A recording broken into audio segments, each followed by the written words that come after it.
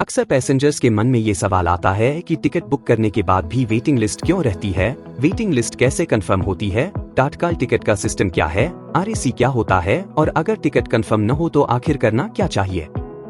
आज इसी पूरे रेलवे टिकट रिजर्वेशन सिस्टम को बिल्कुल आसान भाषा में समझते हैं।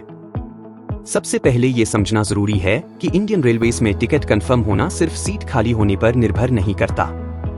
रेलवे एक बड़े नेटवर्क की तरह काम करती है जहां हर सीट, हर कोच और हर रूट पहले से प्लान किया जाता है। जब आप टिकट बुक करते हैं और आपका स्टेटस वेटिंग लिस्ट आता है तो इसका मतलब ये नहीं कि सीट नहीं है।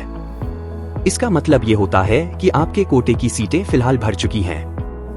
वेटिंग लिस्ट भी नंबर में होती है, जैसे WL1, WL5, WL10 या WL20। WL1 का मतलब है कि आप कंफर्मेशन की लाइन में सबसे आगे हैं, जबकि WL20 का मतलब है कि आपसे पहले 19 लोग और हैं। वेटिंग लिस्ट कंफर्म कैसे होती है, ये कैंसलेशन पर निर्भर करता है। जैसे जैसे कंफर्म टिकट वाले लोग अपनी टिकट कैंसिल करते हैं, वैसे वैसे वेटिंग लिस्ट आगे बढ़ती है। लेकिन ये प्रोसेस चार्ट बनने से पहले ही होता है। अगर चार्ट बनने तक आपका टिकट कंफर्म नहीं हुआ तो वो टिकट वेटिंग में ही रह जाता है। अब बात करते हैं आरएसी की। आरएसी का मतलब होता है रिजर्वेशन अगेंस्ट कैंसलेशन। इसमें आपको पूरी सीट नहीं मिलती, बल्कि एक सीट दो पैसेंजर्स के बीच शेयर होती है। रैक टिकट में आप ट्रेन में चढ़ सकते हैं और सफर कर सकते हैं। जैसे जैसे आगे कंफर्म टिकट कैंसिल होते हैं, आरएसी टिकट वालों को पूरी सीट मिलने का चांस होता है। यही वजह है कि रैक वेटिंग लिस्ट से बेहतर स्टेटस माना जाता है। अब तत्काल टिकट कैसे काम करता है, ये समझते हैं। तत्काल कोटा उन पैसेंजर्स के लिए होता है जिन्हें आखिरी समय पर यात्रा करनी होती है। तत्काल टिकट यात्रा से एक दिन पहले तय समय पर खुलता है और इसमें लिमिटेड सीटें होती हैं। तत्काल टिकट बहुत तेजी से खत्म हो जाता है क्योंकि पूरा system first come first serve के बेस पर चलता है। अगर तत्काल में भी आपको वेटिंग लिस्ट मिल जाती है तो उसके कंफर्म होने के चांस बहुत कम होते हैं। अब सवाल आता है कि अगर वेटिंग लिस्ट ही रह जाए और सीट न मिले तो क्या करें।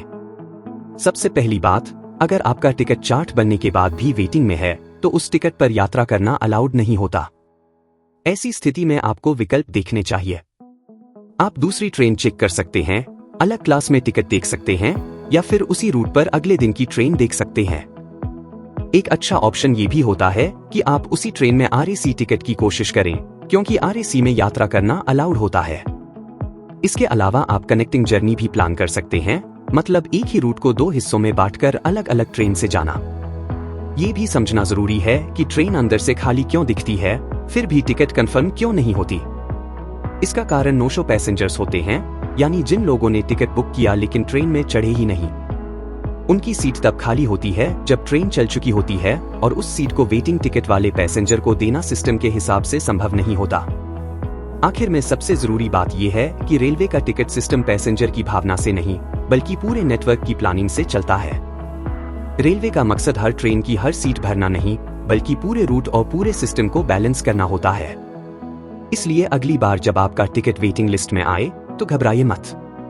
सिस्टम को समझिए, सही विकल्प चुनिए और उसी हिसाब से अपनी यात्रा प्लान कीजिए।